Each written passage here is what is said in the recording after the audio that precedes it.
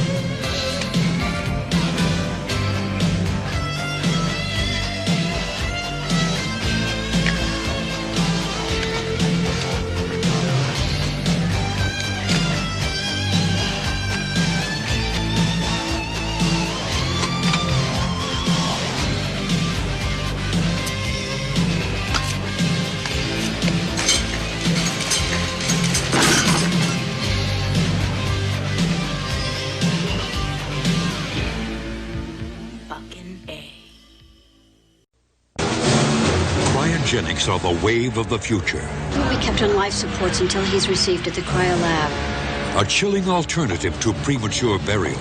By now, your wife is being introduced to temperatures of minus 320 degrees Fahrenheit. Those frozen TV dinners are starting to get to you out there, aren't they? Mary believes in her work. Everything's been taken care of. I'm here to help. But Dr. Miller has his own way of doing things. Tonight. These aren't animal organs. Do I frighten you? There's gonna be a thaw. There they are! I want to know how to kill him. Mary! Somebody help me! Serves them right. Stand back! For cooling. Come on and get it, you big snow cone! No! Jump, Mary! Die, you green bandit snot! Featuring Oscar nominee Linda Blair, Dan Haggerty, and Troy Donahue.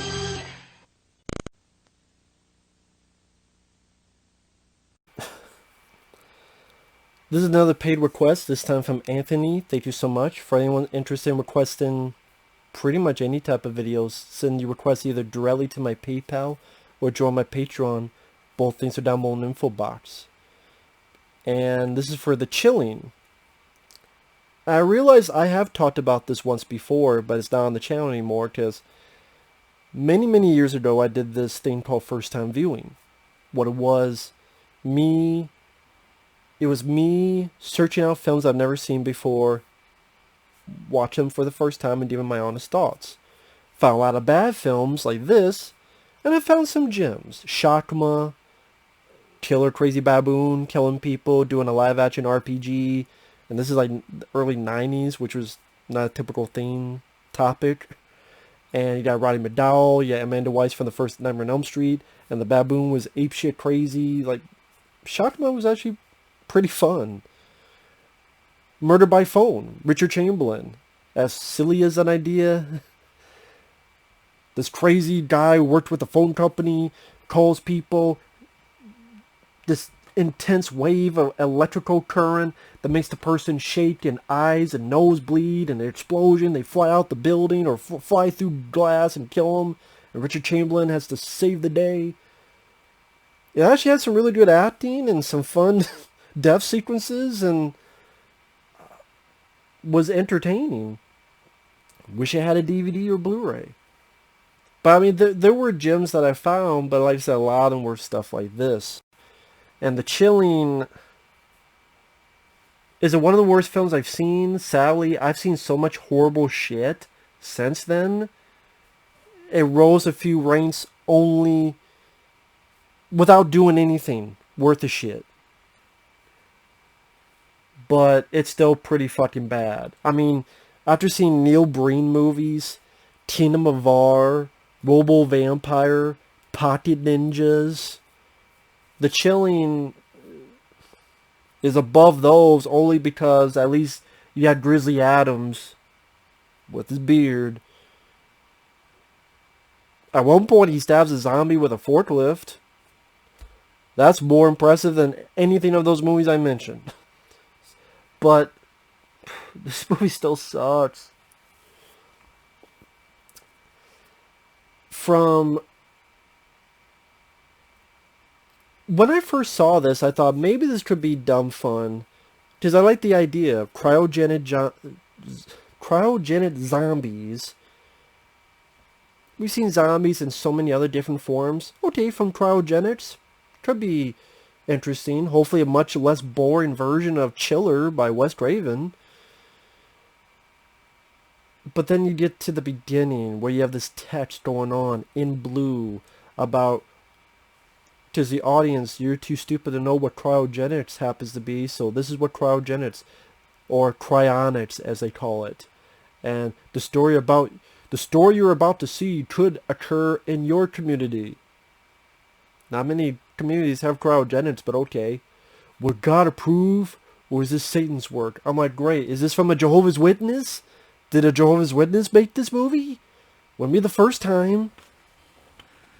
Star Crystal with a fucking orange blob kills people, reads an electronic Bible on the computer, and becomes a Jehovah's fucking Witness. Fucking Star Crystal. But when it got to it, would God approve, or is this Satan's work? Great, it's a Jehovah's Witness movie. And it mentions Walt Disney and Teddy Roosevelt. And then when we get to the facility, there's a fucking cryotube. T. Roosevelt. W. Disney. I'm like, is this like a horror version of Night at the Museum? We don't see a zombie Walt Disney? We don't see a zombie Teddy Roosevelt? No. Why the fuck did you bring it up?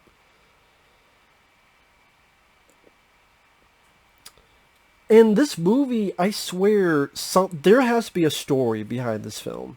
There's got to be a story. Because the way it's edited, the way certain things are done, it's almost as if the movie wasn't finished, or the movie wasn't edited, or something. Because there are times where the editing, you could rearrange scenes, and it would get the same effect.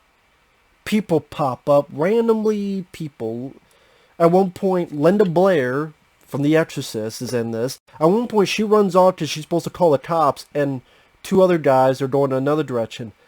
Next time we see them, the three of them are together. And the very end, if you don't know who Grizzly Adams is, it was a TV show that ran a long time where he had his pet bear, he lived in the mountains, and... The real guy's name is Dan Haggerty. He's in this film as a security guard. At the very end, the text says, it does like the Animal House text. This is what happened to that person. On his text, it goes, oh, he retired, he moved out with his dog to the woods and has a pet bear. This is supposed to be a film, for most part, it's trying to be the serious zombie movie, and it makes a fucking Grizzly Adams joke at the end. Like it's a parody. So I'm like, why didn't you have the rest of the movie be a parody if that's the fucking case? And early on, we have this facility, cryogenic lab, where I guess they're putting this cryo fluid, and... he puts up this dead body, this woman's cooch. It's protruding her legs, and you hear... like... gusha, gusha, squirt, squirt, squirt. That's what it sounds like. Up this woman's cooch. I'm like, wow, that's some good fucking taste right there. Right in and out of your mouth. Gets blood out of the body, puts this cryo fluid up her snatch. That's what it looked like. Don't blame me, blame the movie.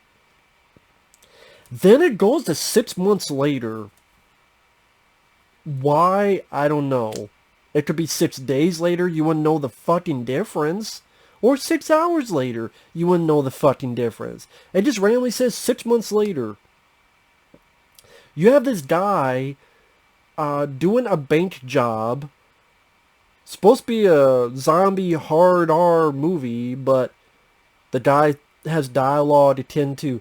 It's none of your friggin' business. Can't say fucking. I can. Leaves this girl in the motel. Goes with his buddy. And this is what I mean. This director, whoever, doesn't know how to fucking set up people. People randomly pop up. In this apartment, it seems like it's just the robber, this guy and this girl. Then he walks in, then it's a guy with a beard. Yeah, I party with your woman. Everyone has. And the guy shoots him. Then he leaves, then there's another guy there who leaves with him. I'm like, who the fuck is that guy? Then they get in a car. He's ready to do a bank robbery, but then he tells the motel clerk, wow, you suck at this job, don't you? You want to do a bank robbery, but you decide to put attention to yourself by shooting the motel clerk for no reason. Then they go to the robbery, and then there's 4 people in the fucking car. And it's not the girl. He left the girl behind. So he murdered a guy, and he murdered the motel clerk, but he left the girl there. If he killed her, the scene must have been cut, or I must have been blinded by science, or blinded by stupidity or something. Now they're at this bank. Oh, another thing. Why is it that every security guard in a movie is fat? I swear that's the case. Every time there's a fucking security guard in a movie, it's someone who's fat. Whether it be Paul Blart Mall Cop, whether it be the security guard that gave Billy Bob Thornton a hard time in Bad Santa, the big guy in Jumpin' Jack Flash, the same actor in Weird Science, the Family Jewels, that guy. Is there a movie where security guard's not fat? This is how, I guess that's how invested I am with the movie. I'm thinking stupid shit like that. So as I'm watching this, I'm like, a shitty shootout. They get shot, but might as well be like paintball pellets. Guy goes to a fucking... Fuck, this movie sucks. Piece of shit. Cops shot this guy. He's murdered people. Ambulance takes him to the fucking hospital. There's not one cop that goes with him. I'm sitting there going, don't they usually have cops go with the bad guy? At least one, like handcuff the guy? No, there's not a single cop there. Not a single cop car, not a single police officer goes with this guy to the hospital in the ambulance. And then the guy's father is there, who's one of our main characters, the father. There's no cop to ask and talk to the dad. By the way, your son tried to rob a bank, murder some people, and he got shot. You would think a cop? No, he's by himself in the fucking hospital. This hospital is more empty than fucking Halloween 2. Finally, a doctor comes in. Yeah, I don't think your son's going to make it. So the dad's like, I want to put him in cryogenics like his mother. Now, by the way, I'm like, what is the whole point of this son robbery thing? Believe me, for most of the film, there's no fucking point. Except maybe 3 scenes where the son has come back and tries to attack the dad. That's the only reason why you have all this stuff with the bank robber. Which, honestly, you didn't need in the film. You could have said the kid had a heart attack and been in the same fucking position. Only you would have moved along a lot quicker.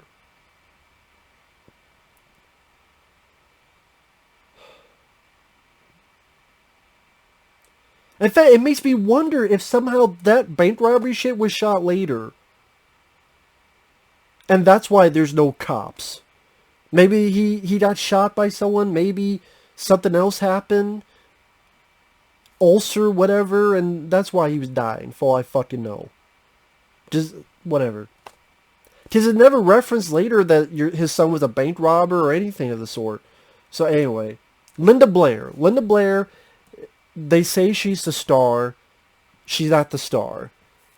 Technically, she should be like 4th, 5th build. I mean, she appears once in a while, and then becomes one of our main characters in the 3rd act, but she does nothing. But runs and streams and runs and streams.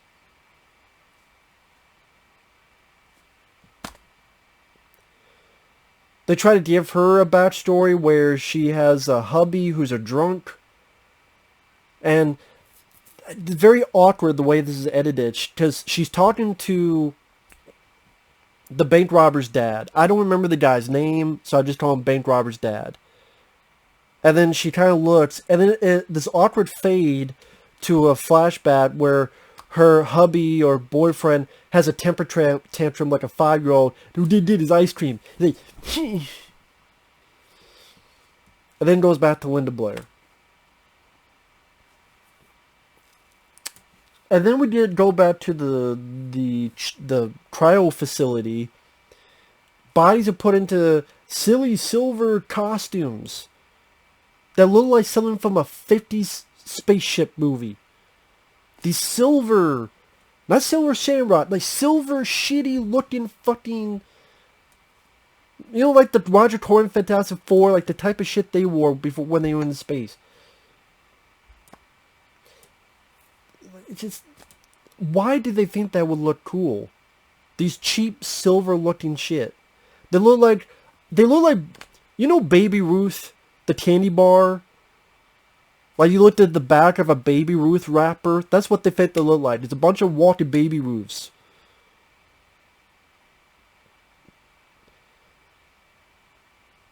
The only semblance of entertainment for me in this movie is Dan Haggerty. And it's not that he's a great actor, but he has this calm demeanor that he seems comfortable. And seemed like a very nice guy with his comfortable demeanor. And he's talking with Linda Blair. And he has a line that I didn't mind. Hey, one day you want to be this job like this? No, she goes something... No, actually it's Linda Blair going, you know, maybe one day I'll be a security guard like you. And he's like, hey, how you like to get into this uniform? She's like, oh, hey, you want to go trick-or-treating with us? I'll go trick-or-treating with you as Freddy Krueger. And she's like, what? You know, Freddy Krueger. Nightmare on Elm Street? So, a Freddy Krueger reference. I mean, that's kind of cool that someone referenced Freddy Krueger in 89. And I would guess this was probably made in 88, maybe even 87. For all I know, it got fucking pushed. No one, don't release this shit. Someone waited off. Fuck it. Linda Blair, Dan Haggerty, maybe 2 people will watch it. And now it's like Dan Haggerty's movie for a little bit, where he's a security guard with this guy. There's security guard for the trial place, and there's a storm raging. This is so fucking dumb. There's a storm raging, right? The power goes out. So Dan Haggerty's theater gets the idea of, let's take all those pods, put them outside. Why? Well, come on, man. Can you think of a cooler spot than outside? During the middle of a fucking storm. So apparently if the power goes out, the idea is to take them outside into a storm because, hey, it's cooler. This is so fucking stupid. And so what happens? The lightning hits those cryopods, and now zombies with the fucking Baby Ruth outfits, they come out. And it's one of those films that it was on YouTube, so it's a little bit dark. Maybe that's a positive, because I doubt the makeup was that impressive on these zombies.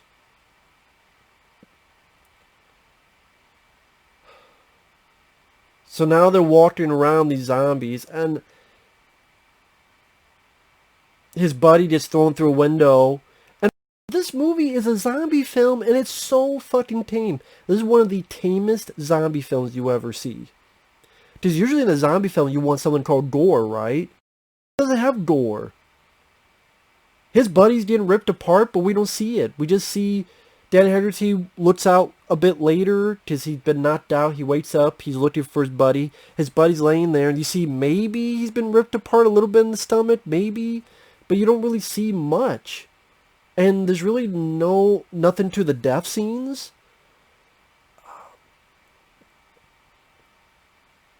The power guys come in, and I'm like, Grizzly Adams, you only had to wait for what seems like 15, 20 fucking minutes for the power guys to arrive, let alone doing all the work to getting the fucking cryotubes out from in to outside with the forklifts. I'm like,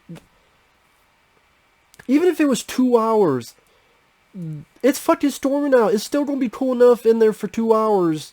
It's just like, let's think of the dumbest way for our movie to become a movie. We'd have lightning hit it somehow, make a stupid decision, stupid idea for them to get... Fucking... Oh yeah, one of the power guys, they look at one of these zombies, they think it's an older kid trick-or-treating, even though the person's taller than the power guy. Hey kid, you trick-or-treating? Yeah, a kid taller than you is trick-or-treating. So he dies from his stupidity, and there's nothing to say about the death scenes because you don't see anything of the death scenes.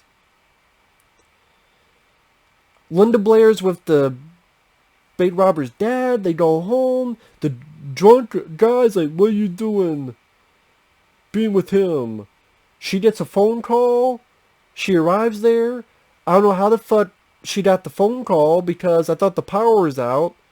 So I guess even though the power's out, the phone lines are not out. I guess. They're two separate things, I guess. To this movie. Because then the power's out, but... whatever. So she goes out there with bait robber's dad. Then the drunk guy, I'm going to go over there too. I'll show her. And he's driving. And even though he's absolutely drunk, he's driving better than I do. He's driving fucking perfectly. No weaving or robbing for this drunk driver. And then the movie's like, oh yeah, we gotta put into the fact that, by the way, this cryo facility is in the black market business. And organ removals. And this is what I'm getting, like, people appear out of nowhere. Like, Linda Blair and the bank robber guy get there. They're walking in, no zombies, nothing. Then all of a sudden, the doctor, the main, like, doctor, he appears. And then the zombies automatically appear. And no Teddy Roosevelt zombies, no Walt Disney zombies. Then, by the way, for like 15, 20 minutes, Grizzly Adams, like Dan Hatterty, Grizzly Adams, he's disappeared. After like 15, 20 minutes, finally he reappears. Has his forklift to save Linda Blair and the other guy. And it's just like, they go over here, and then this person pops up, and then, oh, the guy we saw at the beginning, they did with the woman, put the cryo fluid. Now he's there too, and he pops up. And there's a point where Grizzly Adams and the guy are talking to him. Then like the next scene, Linda Blair's with them. I'm like, where the fuck did she come from? I'm like, again, you could take these scenes in the last half of the film, put in whatever order, and it would be almost the fucking same. Linda, she runs, I'm gonna get the cops. Then later, she's with them. Did you get the cops? Did you call for the cops? Where are the cops? Danny Hatterty gets in the car with them. They drive like 2 feet, crashes, or it doesn't work anymore. He gets a shotgun, but he decides not to shoot it. Instead, he's just hitting them with it. But there's no bullets. No, because at the end, there's this almost random shot put in where it's a black void. Literally a black void. Grizzly Adams, cha-cha-cha-cha-cha. And then a zombie. Even though zombies, they don't. One zombie got his head cut off, didn't do anything. But this zombie got shot a couple times with a shotgun. And I was like. And then boom. Grizzly Adams jumps out of this black void. The drunk guy, he randomly runs into the fluid guy from the beginning. Then they split apart. Then finally the doctor appears again. Just last time we saw him, he put the shit down. He had a sword. Because, there's always swords at cryo labs. Every cryo lab I go to, there's a shitload of swords. He gets his sword, cuts off a zombie's head. Then we don't see him for like 10, 15 minutes. Then finally, he has no sword, and he has his shit in his hands again. Then there's the drunk guy stabbed in the door that we didn't get to see. Which I'm like, that Terry's a piece of shit. If there's a Terry you want to see die, it's him. But no, we don't even get that satisfaction. Then that doctor just grabbed and dragged to under the stairs. Just to live with the people under the stairs. But we don't know, because we don't... Technically, I don't see him die, because there's no gore in this fucking movie. This gore is against the law in this fucking film. The chilling.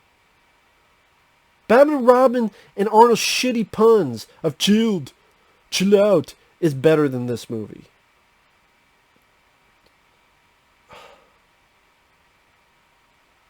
Again, there's a cool moment where I didn't mind him talking with Linda Blair and mentioning Freddy Krueger, and I didn't mind the moment where he saves Linda Blair because he impales a zombie with a forklift, and the zombie's like in the air struggling while Dan Haggerty is driving this forklift. That's a cool shot. That's like the only cool shot in the movie. Why didn't more of the movie have that? Why don't you give Linda Blair something to do? She has nothing to do. They bring up this thing like maybe liquid nitrogen, and they freeze him for a little bit, but then that doesn't work. So that was pointless. And then I swear to God, I shit you not, out of fucking random, lightning, there's a skylight that's open for some reason.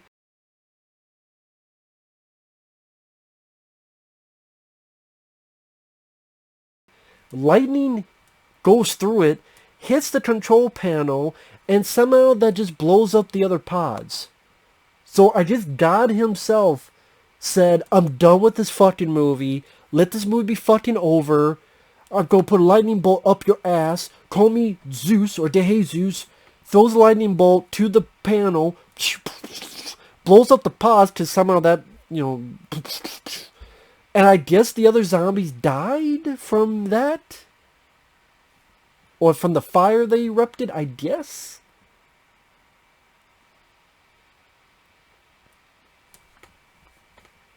I guess. And then the cops arrive, so I guess Linda Blair did make that phone call that we didn't see. And then Dan Haggerty runs back in, rescues his dog that disappeared for most of the fucking film. You would think of all the running they would do, the dog would have appeared somewhere.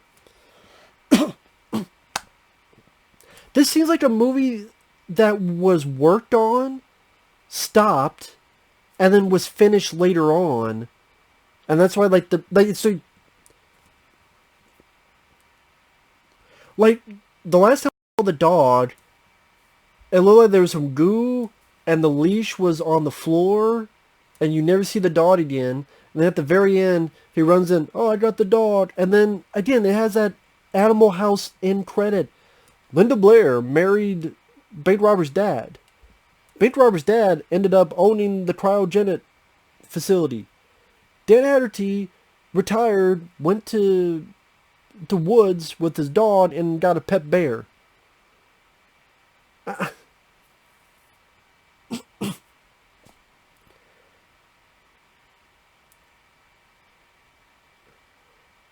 A cryo theme like this was in Kansas City.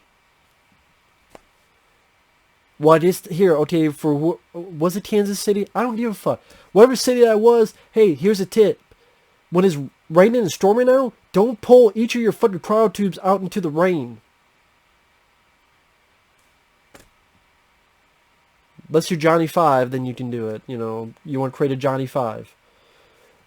It's just terrible editing where, again, people just pop out of fucking nowhere. No sense of gore. it's rather dull because not a whole lot is happening. You can't say much about the characters. Can't say much. Linda Blair, I mean, definitely no strong woman here. Not, it's Linda Blair. I think you need to have her kick a little bit of ass.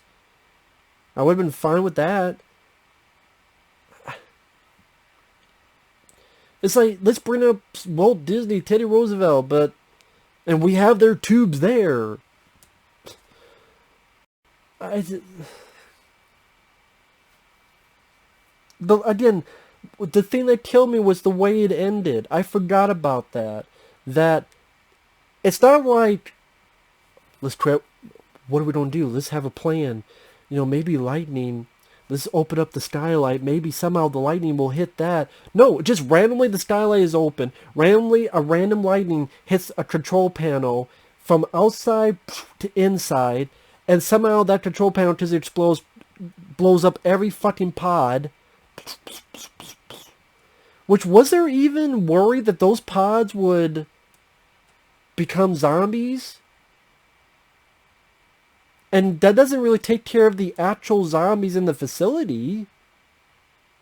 And some were frozen, but then by the liquid nitrogen, but then they started moving again. So they weren't really stopped then. So I guess you're supposed to assume they burned up in the fire, but we don't get to see any of that. Because, God forbid, we have something worth the shit. Just, fuck. The chilling, you chill out. You chill out. That's all I have to say. So I'll leave you with that. We'll see you guys later. Bye-bye.